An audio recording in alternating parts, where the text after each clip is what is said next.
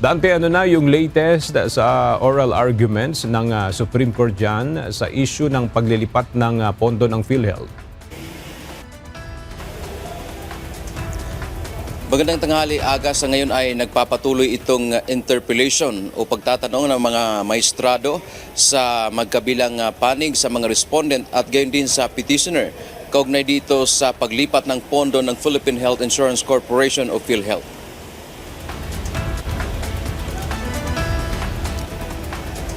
Muling ipinagpatuloy ng Supreme Court dito sa Baguio City. Kanina alas 10 ng umaga ang oral arguments sa consolidated petitions laban sa PhilHealth Fund Transfer. Bumalik din lahat ng dumalo kahapon sa utos na rin ng Korte.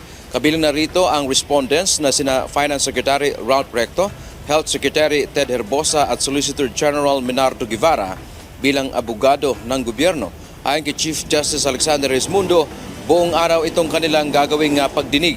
Inaasahan na tapusin na rin ito ngayong araw.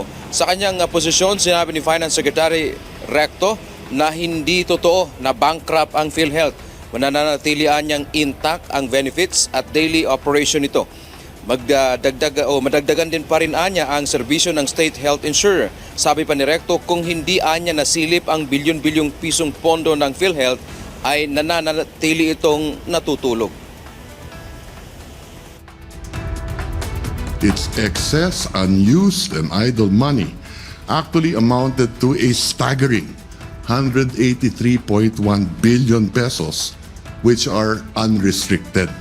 Sa madaling salita, base sa GAA 2024, under the unprogrammed appropriations, 183.1 billion pesos po ang maaaring ibalik ng PhilHealth sa National Treasury.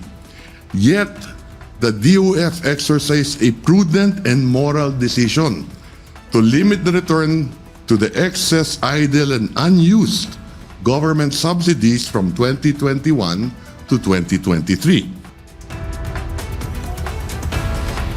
Sa kanyang interpellation, tinanong ni Justice Samuel Gairlan kung para kanino ba talaga ang PhilHealth. Sagot ng Government Corporate Council, ito ay para sa mga mahihirap. Inaalam din ng maestrado kung magkano ang napupunta sa PhilHealth mula sa sin taxes. Samantala, umaasa naman ang ilang petitioner na makapaglalabas na ng desisyon ang Supreme Court sa mas madaling panahon dito sa kaso. Kabilang sa pangamba ng mga ito, kung hindi dineklarang labag sa konstitusyon ang paglipat, ay magamit ito sa iba pang government-owned and controlled corporation o GOCC na ililipat din ang pondo. If the Supreme Court does not rule that it is unconstitutional, in our view, of course in our view, it's a dangerous precedent. That's why we are praying na they will rule in our favor, in the petitioners, and it will be done soon. Aga, inaasahan natin magkakaroon ng break itong Supreme Court ngayong alas 12 ng tanghali. Magre-resume daw sila ng alas 2 ng hapon at mula doon ay muling magkakaroon ng interpellation. Ang ilan pang mga natitirang mga maestrado ng korte,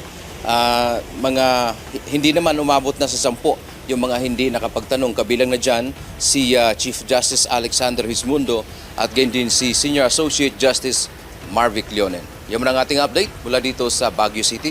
Balik sa iyo, Aga. Maraming salamat, Dante Amento.